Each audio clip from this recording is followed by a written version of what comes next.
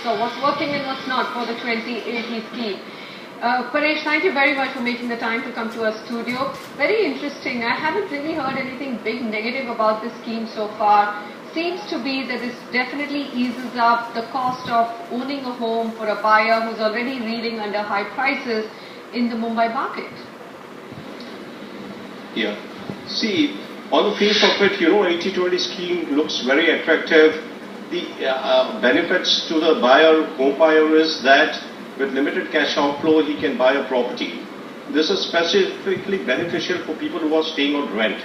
Those who are staying on rent may not be in a position to pay the rent as well as the EMI on the loan. So initially the 80-20 scheme was designed for people who are staying on rent.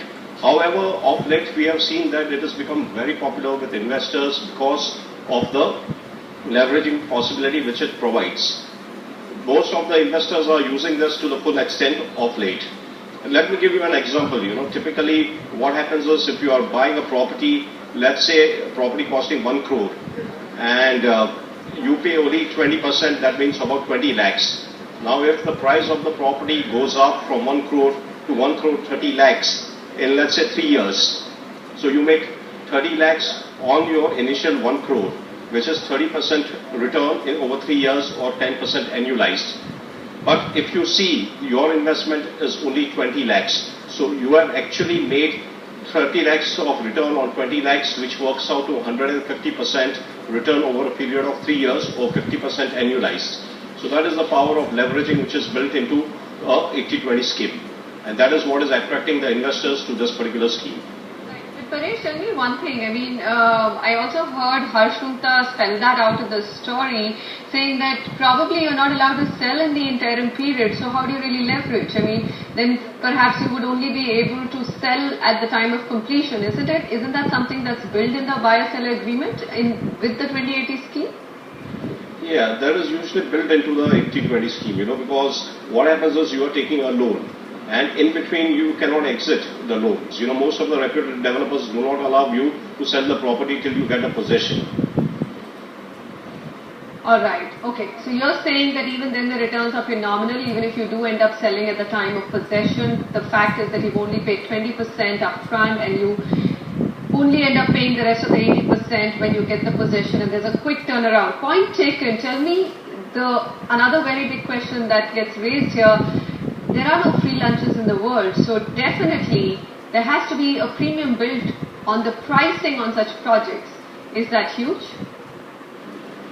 Well, typically sometimes it is built in. Sometimes the premium is built in. But what we need to keep it in mind is that more than the premium, the ADF facility which a developer enjoys under such scheme is more beneficial to them. What happens in case of a conventional loan, when you take a loan, the disbursement from the bank takes place, at the benchmarks linked to construction. So initially, let's say when up to the plinth level, you will get a disbursement of 5%. Then on the next slab, you get another 1% or 2%. Whereas in case of an, 80-20 scheme where there is ADF built in, the entire loan amount or substantial part of the loan amount is drawn upfront. So developer gets that money and developer has to pay interest only at a rate of 10% or 10.5%. Vis-a-vis, if he would borrow it directly as a construction finance from the bank, he would have to pay anywhere between 18 to 20%. So that is the biggest benefit which a developer enjoys. He saves on interest cost, and a part of it is passed on to the buyer, property buyer. So it's not that in all the cases that interest factor is loaded in the price. It's only in some cases it is loaded. Fair enough. This is really interesting. The ADF line that you're talking about, yes, developers are struggling to actually get finance at anything more reasonable than 20-21% in the market. Does that, should we then take it that if the developer has been able to tie up with the bank for 2080 scheme, then there is a credential that the developer enjoys and the bank does it mean that the bank has vetted the developer and the project? Because, when in recent history, when we did a Noida extension story, we found that lots of banks have tied up with projects which actually didn't take off in the controversy. Yeah. See, traditionally what has been happening is that ADF facility has only been made available to reputed developers with good track record.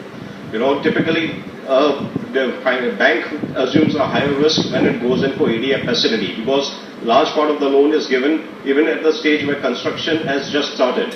So banks have to be very cautious while extending this facility, and they have to do a proper due diligence.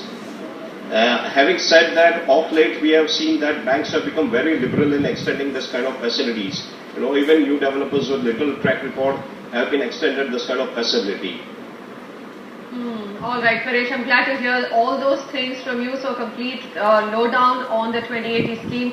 Very interesting perspective. Thank you very much for coming in. It is a hot topic and a topic that the viewers have been asking us to explain on the show as well. So clearly, yes, as we just discussed, 2080 scheme would be beneficial for you if you're living on rent and don't want to start paying heavy EMIs. But it doesn't necessarily mean that if a developer has 2080 scheme, then he is one of the top developers in the market. He could be a well-reputed developer, but as Paresh just pointed out, it is being offered to lots of new developers as well. Meanwhile,